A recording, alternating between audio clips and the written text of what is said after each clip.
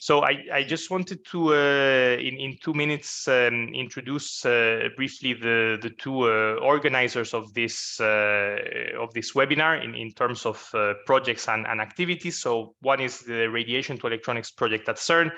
If you are curious, you can check out the website. I know many people following the webinar are members of the projects. Of course, you know it well, but essentially it's the activity that is addressing radiation effects at the accelerator and ensuring that the operation of the different accelerator systems is not negatively affected by radiation. And what Corina will talk about today is somehow linked also to of course, to this topic, and can have applications within high energy accelerators. So this is one part. And now if I manage to, let's see if I can, yes. And this is the other project called RADNEX, which is a European project related to test facilities for radiation effects.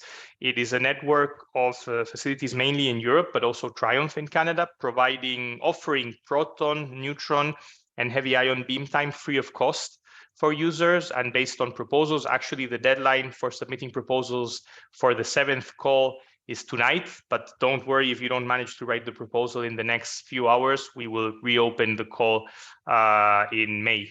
So typically we are opening the calls every 3 to 4 months. So there you are all welcome to have a look also at the project and see what it has to offer, particularly in terms of beam irradiation opportunities.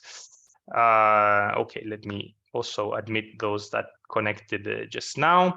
Last but not least, of course, moving to the topic of today. So today's webinar is entitled Radiation Effects in Silicon Carbide Power Devices and Possible Implications on Accelerator Applications. We know these are very promising technologies for ground level applications, for space, but also for accelerators. And we have the pleasure to have with us today Corina Martinella, who received her master's degree in nuclear engineering from the Politecnico di Milano, and then was working actually at CERN. First of all, devoted to also the very challenging task of monitoring the radiation levels across the accelerator complex with a variety of sensors. So she has the experience on the environment side of things and knows the accelerator environment very well. But then during her PhD at CERN and the University of Jyväskylä, and now also as a postdoctoral researcher with the university with ETH Zurich, she is studying more specifically the effects that radiation has on these silicon carbide technologies, really going into the basic mechanisms of the effects up to the more application related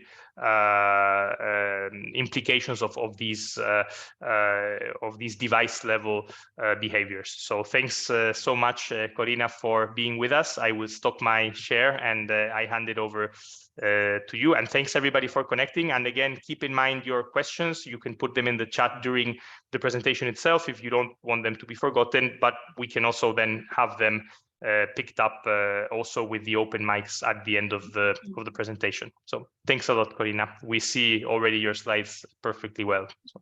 Nice. Thanks, Ruben, for your introduction and for giving me the chance to talk about silicon carbide. So as Ruben said, today I will discuss the radiation effects observed in silicon carbide power devices and possible implication on accelerator applications. But let's first take one step back and answer to this question. So what is silicon carbide and why it is so attractive for manufacturing of power devices? So everything started in 1891, when the chemist Edward Godric Hudson was trying to synthesize some artificial diamonds. Well, too bad he didn't manage, but he discovered silicon carbide, which he called carborundum. After 14 years, the chemist Henri Moissan discovered silicon carbide for the first time in nature in the Diablo Canyon in Arizona. Now, this material has been around for about 120 years, and we discovered very interesting and promising properties for different kind of engineering applications. So silicon carbide has a rigid stoichiometry of 50% silicon and 50% carbon. It has very interesting thermal and mechanical properties, but also electrical properties. So it comes in more than 250 different crystalline forms. But the most interesting polytypes to manufacture vertical power components is the 4H silicon carbide. So in this talk, I'm going to discuss about this specific polytype. As we said, it's very rare in nature, and therefore it has to be grown. And this makes this material quite expensive. But let's have a closer look to the properties of silicon carbide, which makes it so attractive for power devices. So if we compare the properties of silicon carbide to silicon, we see that this material has a larger bandgap. In fact, it's a wide bandgap material. In this case, for a 4H silicon carbide, the bandgap is about 3.3 electron volt, which is about three times the one of silicon. This means that the intrinsic carrier density and concentration at room temperature is much lower with respect to silicon, and therefore it allows to operate this component at much higher temperatures, still keeping a very low leakage. Also, silicon carbide can sustain 10 times higher electric field strength with respect to silicon, which means that we can manufacture a component with a much thinner drift layer with respect to silicon, and therefore this reduces the on-state resistance per unit area of the component, and therefore the losses, and it allows to use these devices at higher voltages. Also, silicon carbide, sorry, I'm going to put my pointer. Yes. Also, silicon carbide has 3 times higher thermal conductivity, which means 3 times higher cooling capability, and therefore we can sustain higher power densities. And also the higher electron drift velocity allows to operate this component at higher switching frequencies. So you can already see how the properties of silicon carbide can allow to have components which can outstand the performance of silicon. So overall, they can increase the efficiency of the system, having a lower number of devices, therefore reducing the sizes and the weight of our design. However, since the properties of silicon carbide has been known for already several years, we had to wait until 2001 before seeing the first power device appearing on the market, which was released in the form of a silicon carbide Schottky diode. So before, the market was dominated by silicon technologies. In 2008, we saw the first JFET device, whereas additional years were needed before releasing the first power MOSFET, because the producer had to deal with the issues related to instabilities of threshold voltage and carrier mobilities. However, since 2001, silicon carbide power MOSFET have appeared on the market. Since then, the technology has improved a lot. The manufacturer dealt with the reliability concerns, and the price has also dropped sufficiently to have silicon carbide used in several applications. So nowadays we can find power devices in different applications, including automotive, photovoltaic, or power supply segments. Also, due to the fact that higher energy is needed in order to ionize silicon carbide and to produce defects, this material has been attractive also for application in harsh environments, such as, for example, applications where there is a high temperature or a high radiation environment. And for this reason, silicon carbide power devices are attractive for application in high energy accelerators, in space, and avionics. However, the use in these fields is still limited by the high susceptibility of this component to single event effects. Furthermore, silicon carbide is an ideal material also to be used as a solid-state radiation detector, as for example in nuclear power plants or in nuclear waste disposal or in operation of decommissioning of power plants. So before moving into radiation effects, I'd like to quickly discuss what is the layout of the devices we are talking about. So we saw that nowadays we can have diodes, JFET and MOSFETs on the market, and we can purchase them as bare die, packaged devices, or modules. So we can see here the device in its bare die form or in a TO247 package. Now here we can see a decapsulated package device, and we can see that the bare die is soldered in this area, and the connection of the gate and source, it's made by bond wires to the different pins, to the different legs here, whereas the drain is made by the bottom side. In fact, we are dealing with a vertical powered MOSFET. So looking at the die, we can see here in this image, which we can recognize the source pads. So we have two source pads and the gate pad here. And again, the bottom is at the back. Now, if we zoom on the surface of the die, then we can recognize this pattern, this stripe structure. In fact, these components are made by several unit cells which are connected in parallel.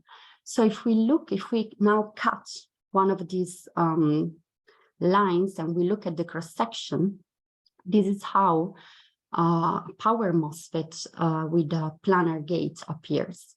So, and this is a schematic. So we can recognize the gate on top, which is one that, which is also the one that characterizes these stripes.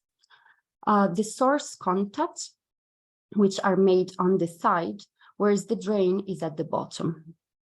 Now we have a first layer, which is the substrate, and on top of that, the drift region is ground. Now the drift region is the design of the drift region is influence the blocking capability of our device. From this structure, there are some parasitic components which appear in the vertical power structure. In the vertical power MOSFET. So we can see here an NPN BJT, where we have the emitter, the base, and the collector here. We also have a JFET region in this area, which in the community is usually called neck region, but I will refer to this region as the JFET region. And then we have also here in the PN junction, there is also the formation of these body diodes. Now, moving to radiation effects, I will discuss the single event effects which are observed in silicon carbide powered devices. I will not discuss the cumulative effect, such as the total ionizing dose or displacement damage. So a single event effect is a perturbation of the normal operation of a component caused by a single ionizing particle. We saw that historically silicon appeared on the market, silicon powered devices appeared on the market way earlier respect to silicon carbide. And therefore, once into the first silicon carbide device available for testing, most of the knowledge on radiation testing and radiation effects was coming from what was done with silicon. However, people start to realize very soon that we were dealing with something different. So in fact, we are dealing with a different material with different properties. And so not all the single event effects were, not all the mechanisms were exactly the same as in silicon. So in the next slides, I will go through these three different single event effects, which can be observed in silicon carbide power devices, highlighting whether they are observed in diodes, in MOSFETs, and in what type of environment, and also what are the differences with respect to silicon. And I will present you some destructive effect and some non-destructive effect. So when we are talking about destructive effects, the single particle can really create a damage, which can then completely destroy our device and form a hole on the surface of the die, as for example, you can see from these images or from this video, which is not working. Yes. So in this case, we used a microscope to analyze the hole that was created by the particle. And we see that in this case, we have a larger hole, whereas in this one, we have a more conic shape. So it really depends also from the condition of irradiation and from what type of particle we are using and what type of effect we are looking at. And we can have very different effects on the surface of our device. Okay, so let's start from the single event burnout. So this single event effects is a localized high current state in a device that can result in a catastrophic failure.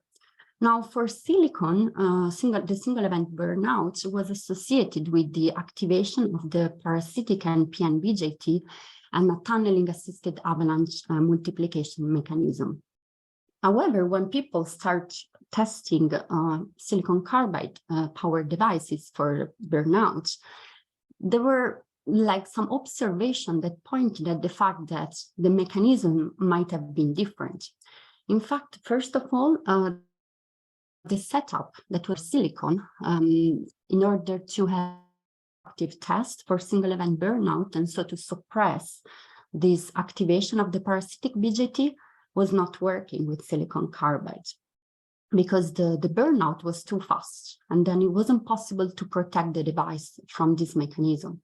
Also, they saw that there was a similar burnout SB tolerance between MOSFETs and diodes with similar epilayer drift region structure. But in the diodes, there is not such a NPN parasitic BJT. And also the current gain of the NPN BJT is lower in silicon carbide respect to silicon. So there was a long debate which lasted a few years. But finally, the community is going towards the common idea that the mechanism of SEB in silicon carbide power devices is different with respect to silicon. It's common between MOSFETs and diodes. And one recent hypothesis and one recent work presented the hypothesis that this single event burnout is caused by localized energy pulses in the device induced by the ion strike, which cause a current transient which can exceed the capabilities of silicon carbide.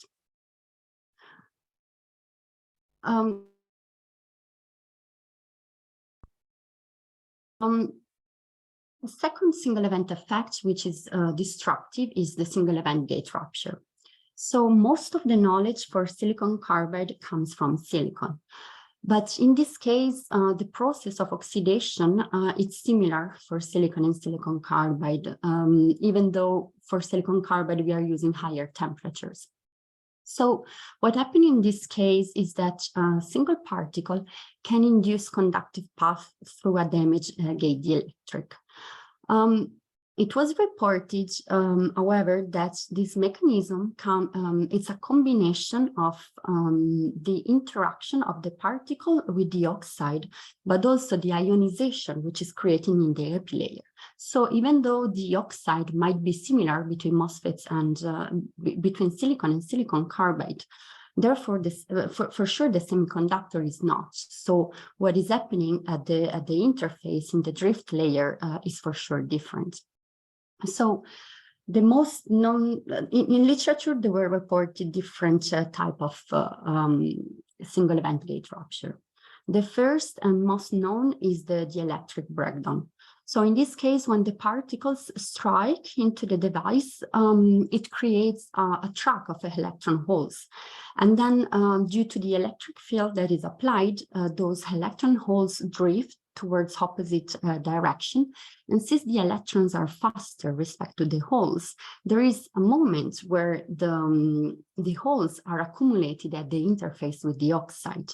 Now, this can induce mirror charges in the oxide and enhance the electric field in the oxide. And if this electric field reaches sufficiently high level, then it can induce a breakdown of our gate oxide. However, another mechanism was reported in literature, which is the one of the microbreak. So in this case, microbreaks. So in this case, what was observed was a series of small magnitude single event gate rupture. So which were accumulating during the exposure, and what it was seen is that it was like an increase of the gate current. So this mechanism was associated with the creation of defect in the oxides. Those defects have a reduced potential barrier, and therefore they can increase the probability of electron tunneling and so enhancing the gate current. But also, when we are dealing with such slightly damaged oxides, if an electrical stress is applied after irradiation, then this can induce a thermal runaway and causing a complete destruction of the components. So, starting from this knowledge, which was achieved by studying silicon power MOSFETs, people looked into silicon carbide, and several studies were performed. I just reported some here. So a first study analyzed the susceptibility of 4H silicon carbide MOS capacitor as a function of the linear energy transfer of the particle. So they saw that silicon carbide MOS capacitor may be less susceptible to gate rupture respect to silicon. Second study reported that the susceptibility to gate rupture between silicon carbide and silicon MOS devices it's likely caused by the difference in the semiconductor and therefore in the ionization process in the semiconductor rather than in the oxide. Other studies compared the MOS capacitors made of silicon carbide and silicon with silicon carbide MOSFETs, having different gate oxide thickness and accelerators, and exposed these devices to heavy ions. And the results are reported in literature in this work. But also we recently started to see more and more work that's focused on the gate latent damage. So in this case, when the devices are exposed, there is no electrical damage observed, so there is no increase of gate leakage current. But when the devices are tested and stressed after the irradiation, this can cause an oxide rupture. And so yes, there are now more and more work which looks into post-irradiation gate stress test or time-dependent dielectric breakdown analysis. A third single event effect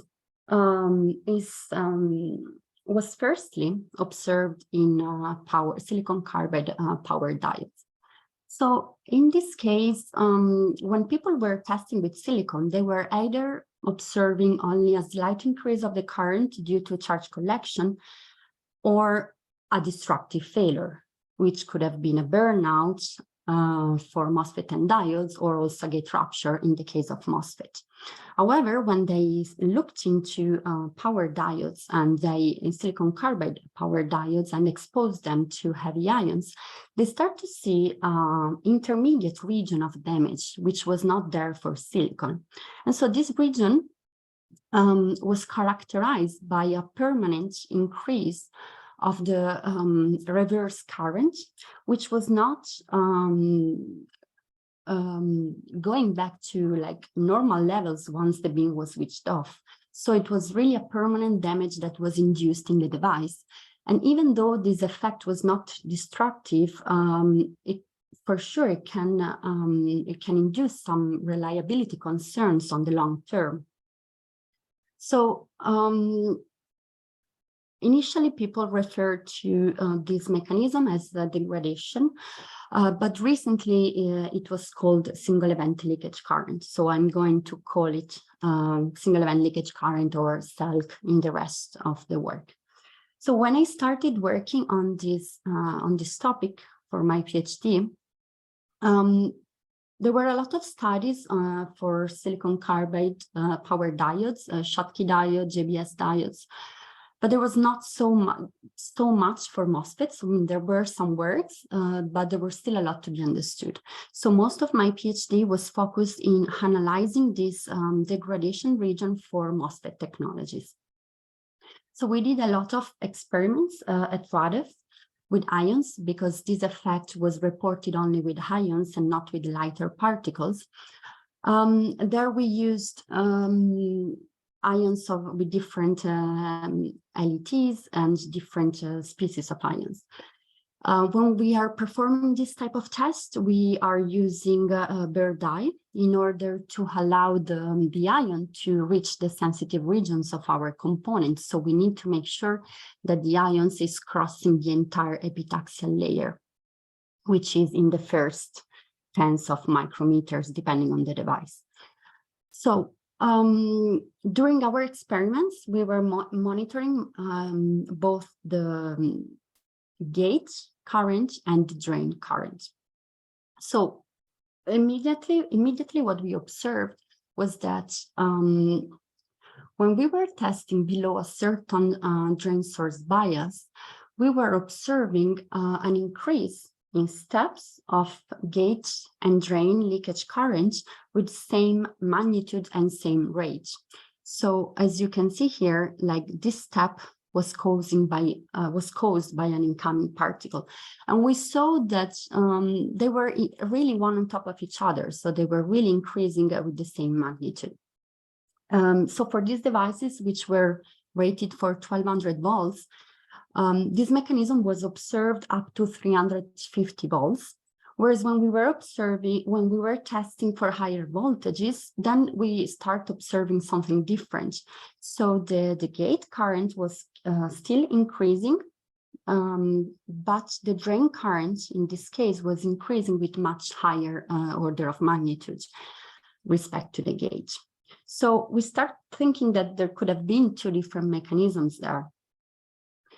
So we did some analysis after irradiation, and we saw that for the device that were tested below this 350 volts, the leakage path, the current path was actually between gate and drain. So in this measurement, we were monitoring the three terminals, so measuring the gate, the drain, and the source current, and we saw that we were leaking between gate and drain if we were irradiating below 350. Whereas if we irradiated higher than 350 volts, then we start seeing a different mechanism. So in this case, the leakage was between drain and gate, but then at some point the device behaved as a device in on-state, and this was happening up to 100 volts. And also for both of them, for both of the situation, the channel was still functioning.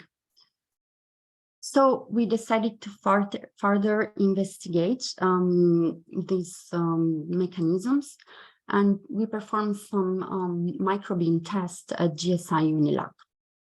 So before we were tested with a broad beam in RADEF, which was a beam of 2 by 2 centimeter square. Whereas with a GSI, it was possible to identify areas to be irradiated of micrometer sizes. So for example, we used gold, which has an LET of 94.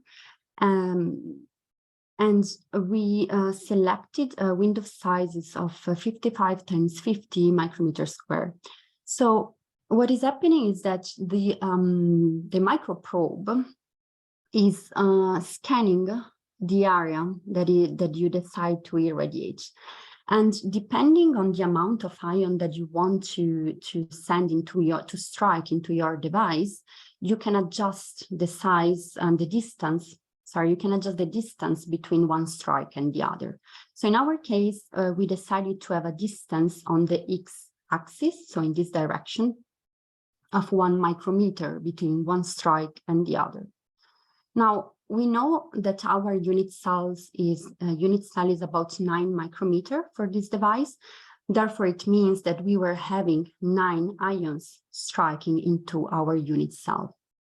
And this means that some ions were striking into the body diode region, some ions were striking on top of the gate, some other on the channel or on the parasitic BJT region. So what we did was monitoring the gate and drain leakage currents and analyzing the steps that we were observing. So I'm showing here results for 4 different conditions of irradiations. So on the left, we have irradiations at below 350. So when we observe this first type of mechanism, on the right, we have irradiation above 350.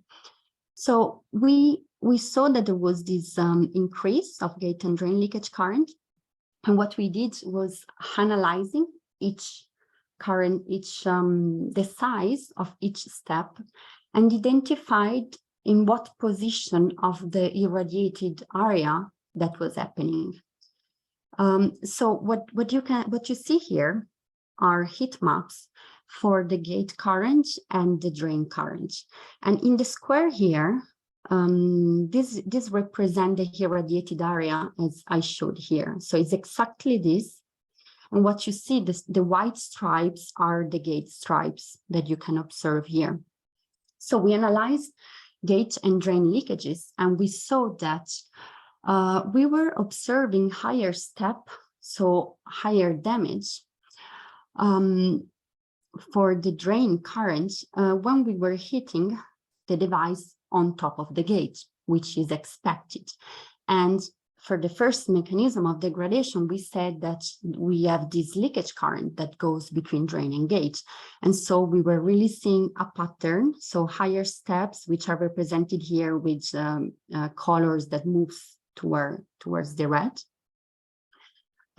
Higher steps were observed on the gate. When we were then irradiating over 350, we saw that for the gate damage, we were still collecting more currents when on top of the gate. However, for the drain damage, we saw that higher current was collected when not anymore when we were on the gate, but when we were in between the stripes. And that region is the region of the body diode. So after the analysis of this data, we came back to what was the model for the power diodes.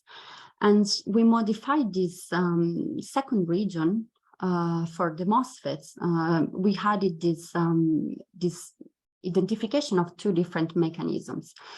So at the beginning, we made the hypothesis that we are actually damaging the gate, and probably what we are causing are soft breakdowns, similar to what was reported for silicon power devices and called micro break. So this damage possibly involves the generation of conductive path in the gate oxide. However, when we are over a certain threshold, we see something different, and now this type of damage involves a different region of our component.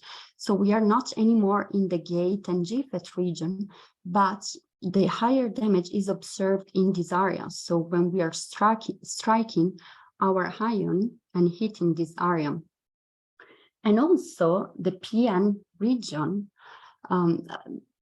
So this PN junction is what we have also in diodes. So we made the hypothesis that this second type of mechanism is what we are observing in diodes as well. And for MOSFETs, we also have to consider another mechanism which is happening at lower biases. And we made the assumption that this mechanism involves more silicon carbide properties and the creation of some extended defects in our semiconductor. And this was also supported by some molecular dynamic studies which were done previously, where it was shown that amorphous regions appear along the track along the ion track if the device is irradiated at a sufficiently high bias. So we know that, I mean, we start thinking that there was something created in this semiconductor region, and therefore we start thinking that we had to associate this single event effect with a specific type of damage created into the device. And so for this reason, we performed additional analysis in order to investigate the defects created by these degradation mechanisms. So we selected two devices. One was degraded up to only with the first mechanism of degradation, whereas the second one was degraded with the second type of degradation. And so what we did, we used some cathodoluminescence spectroscopy to analyze the creation of defects. So these techniques use a focused electron beam to probe the electronic transition, resulting in the emission of characteristics light in a wide spectrum range. And so by analyzing the wavelengths, the peaks at different wavelengths, it is possible to associate those peaks to specific defects. So this work was presented in September and has been accepted for publication in this journal. I'm showing here only some the main results of this analysis. So I'm not showing the full analysis of the spectrum that we collected from the CL analysis. So what we see here are two maps coming from this type of analysis. So on the left, we have the first device, which was degraded only with this single event leakage current first mechanism. On the right, we have a device degraded up to the second mechanisms, where we made the hypothesis of the presence of extended defects in the semiconductor. So for both of them, we can see that there are areas where we have brighter emission. Now, this brighter emission is associated with presence of defects. For this device, we can see that we have these pixels, which were, in this case, we used 1 by 1 micrometer square pixels. And we can see that there is a brighter emission here and another brighter emission here. So the distance among the two is about 32 micrometers, and it's happening on top of the gate. Whereas in this case, we used larger pixel sizes, so 20 by 20 micrometers square. And we identified, again, brighter emissions in this pixel and this pixel. So as you can see, I mean, these results point to the fact that there is something that was created here.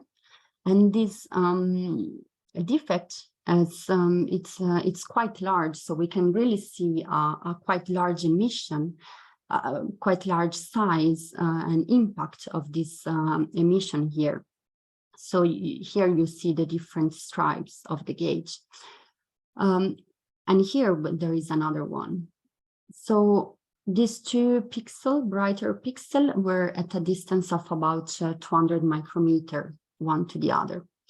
So based on the fluence that was used for these devices, we made the hypothesis that those areas, those high pixels with higher emission, could actually be associated with the ion trap.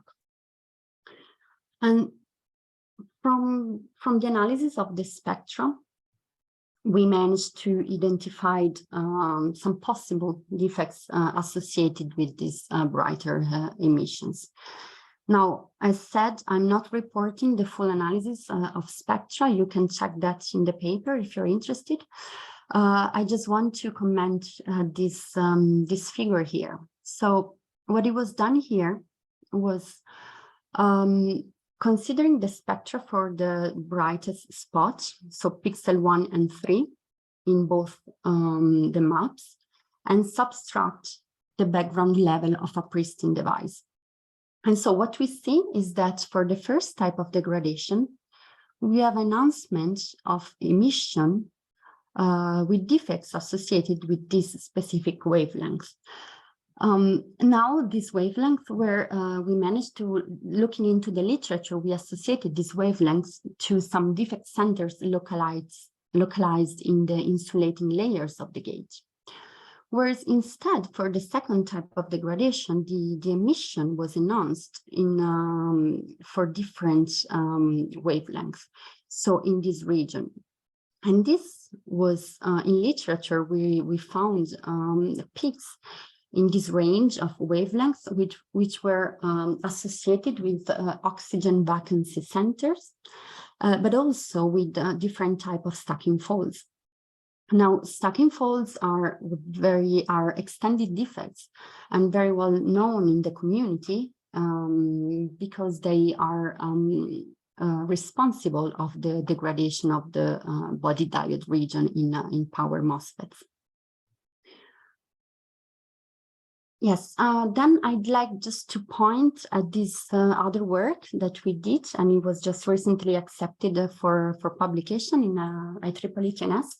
So in this case, if before we try to look into the generation of defects in MOSFETs, in this case, we looked into JBS diodes. And again, our hypothesis is that something similar is happening between MOSFETs and diodes.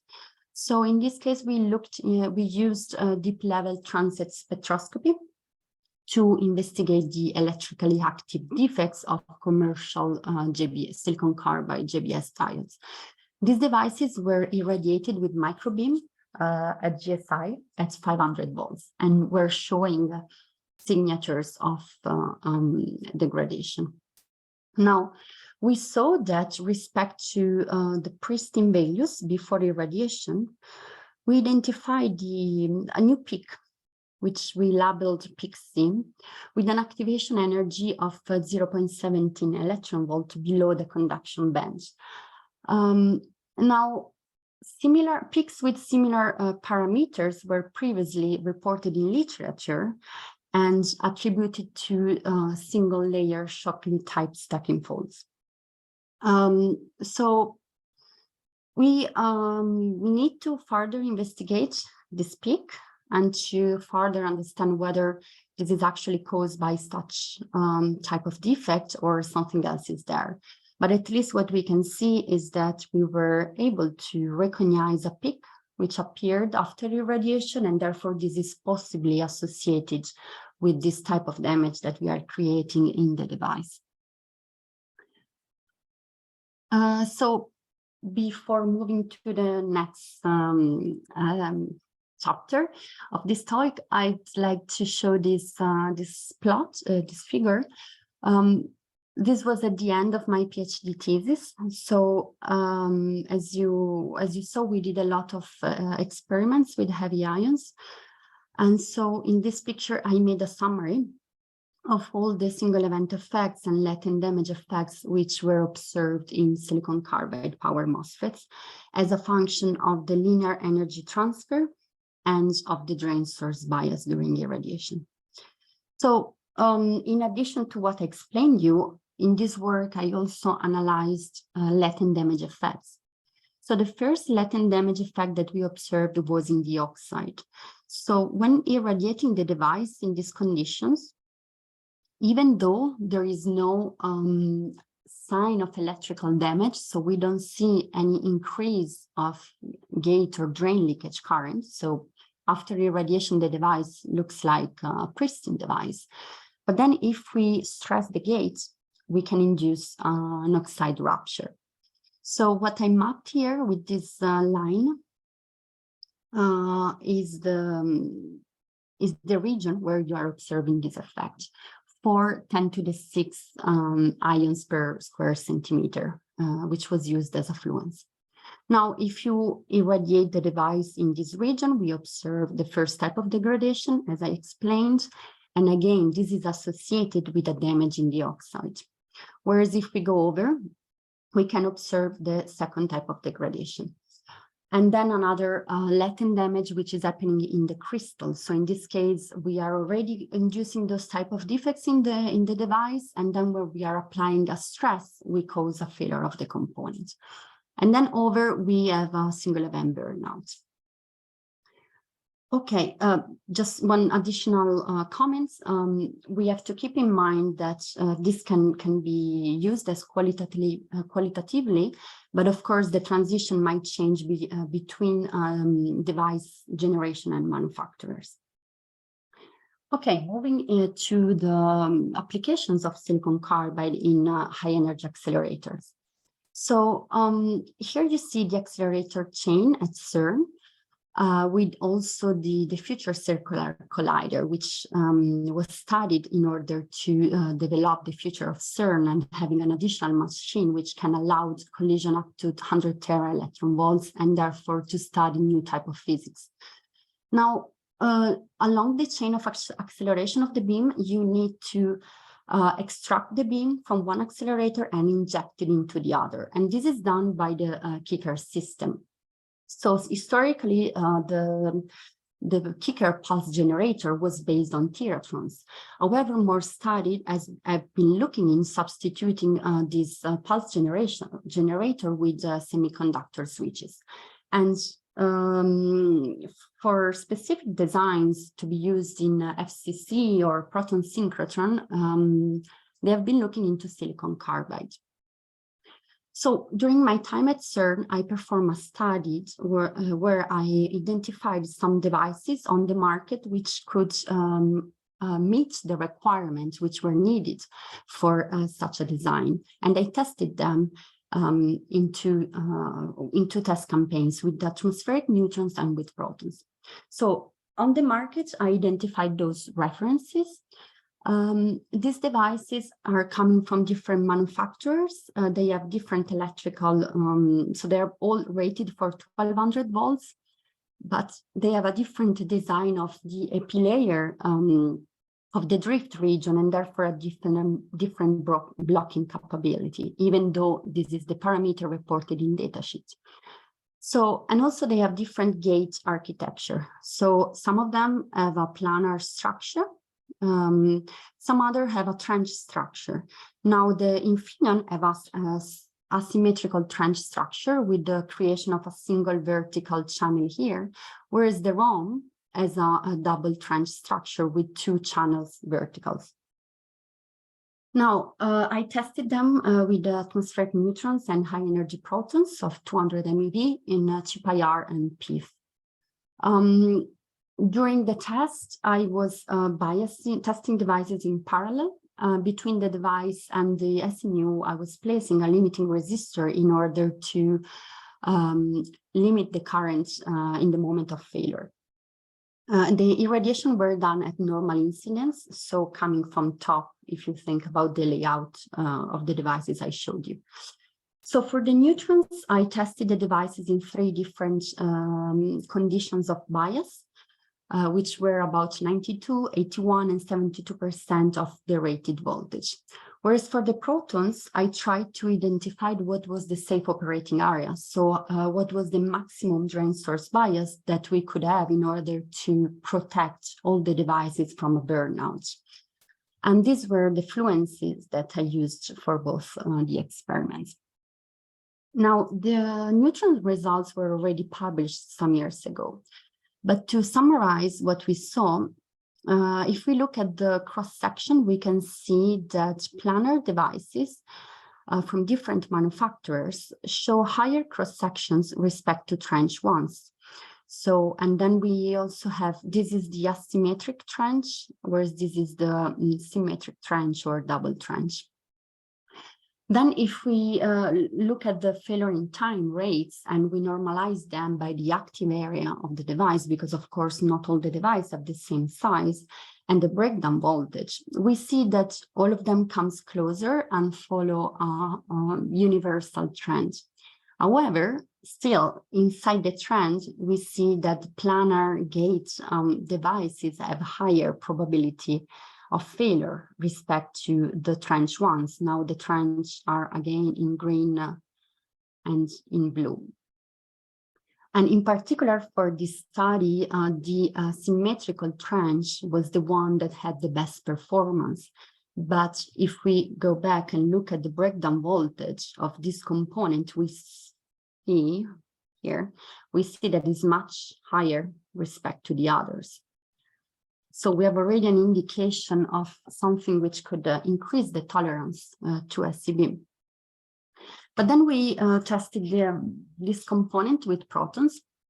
And as I said, I tried to identify two different conditions. So for example, for this device, I looked into the bias that we had to apply in order to protect all of them from SEB or to destroy all of them. Now, if we look only at the absolute value of our drain source bias, then we see that again, the symmetric trench has the best performance. So here 7/15 devices survive, so probably a bit should be a bit lower than that, like 870 or 850 to have all of them surviving. But already we can see that this device can be to a lower. It is necessary to derate less for this device in order to protect from SEB. However, if instead of looking to the rated voltage, which is 1200 volts, now we compare the devices looking into the percentage of their breakdown voltage, we can see some interesting trends. So for the planar devices here, we can see here in the first brackets that both of them were you need to bias them at around 35% of their breakdown voltage in order to protect from SEB. Whereas instead, if you're looking into trench devices, we can go higher. So we can go up to 43, 45, 46% of their breakdown voltage. So now the question is, when we are looking into the market and we are trying to test for different components and we are making some comparison, what type of comparison should we do? Should we look at the derating respect to the rated voltage for that device, which is the only parameter that we have on the data sheet, or should we analyze that respect to the breakdown voltage? Because of course, that depends also on the use that you need to do on the user. But if we look into a comparison based on the breakdown voltage, then we might see that there are actually some other parameters which can make our device more radiation tolerant, such as, for example, this is indication that those trench devices could have some features which should be further investigated, such as, for example, the gate architecture or the pitch size, so the cell size, which is smaller for these two components respect to the planar ones. Because of course, if we choose a device that has a very high, very thick epi layer, we have a higher blocking capability and therefore a higher tolerance for SEB, but we are also compromising our electrical performances. So I think those two things has to be kept in mind when doing this type of studies. So before concluding, running a bit late, I just added one more slide about some lessons learned during the test campaigns. So currently, there are no test standards dedicated to radiation tests of wide-bandgap power devices. And what people are doing at the moment is, so what people did was starting from the standards that were developed for silicon power components. However, we saw that we're dealing with a different material, we're dealing with different effects. Therefore, also our radiation tests should be redesigned. So if you have ever done any test with silicon carbide, you might have seen that the non-destructive setup for SEB doesn't work because, as I explained, we are dealing with a different mechanism. So we are not, probably, we are not looking into this activation of parasitic BJT. And therefore, the SEB test for silicon carbide power devices should be considered a destructive test, which means that we need a large number of devices in order to have a sufficient statistics. And so this test can easily get quite expensive. Also, when testing with heavy ions, from my experience, I think it's important to monitor at least 2 over the 3 terminals in order to see what is the current path. Also, I think this is tricky, but I think one should pay attention to distinguish between what is an immediate single event burnout and what is a failure caused by excessive degradation. So in my opinion, testing to have cross-section for SEB, it's not so easy with this type of components, because we start to have this very high leakage current, and then it's hard to understand what we are looking at. Also, attention should be paid on the resistance which is placed between the gate terminal and the ground, because when we start to have degradation, we have an increase of the gate current. And then at some point, this can cause a voltage drop over the resistor, and this can set the device in on state during the irradiation. And this is something that you really don't want. And also, I think that further studies are needed in order to compare results from experiments with the broad beam and the microbeam. Okay, so what are the takeaways? Silicon carbide is a very interesting material with very interesting properties for power components. These devices can by far exceed the performances of silicon. And for this reason, they are interesting in many applications where we have radiation environments. However, we are still dealing with a high susceptibility to single event effects. I think the knowledge on silicon power components provide the baseline for understanding single event effects in silicon carbide. But we need to keep in mind that it's a different material. We are looking into different failure modes, and also our radiation test should be partially redesigned with respect to what was done before. I showed you different failure modes. I explained you all the work we did on the degradation, the fact that we are trying to associate these single event effect mechanisms to some defects created in the components. And these defects involve different regions of your device. So I think that radiation hard designs should consider all these effects and therefore mitigate this mechanism in the different regions. From the SEB analysis test of planar and trench devices, we saw that trench devices seems to be more robust, at least for irradiation at normal incidence. However, I suggest to compare the devices, not only looking at the rated voltage reported on datasheet, but also the breakdown voltage. And we also saw that, of course, if you have a thicker HEPI layer, a device that is capable of blocking higher voltage, you might be more robust for your applications.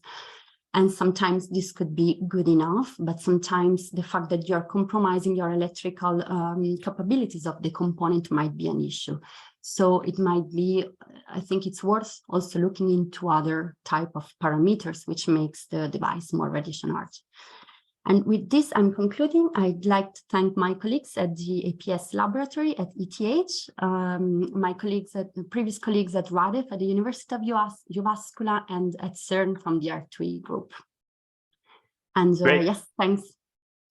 Thank you so much, Corina, for the very complete presentation. So as promised in the beginning, I will now stop the recording and we will pass to this discussion and the questions. So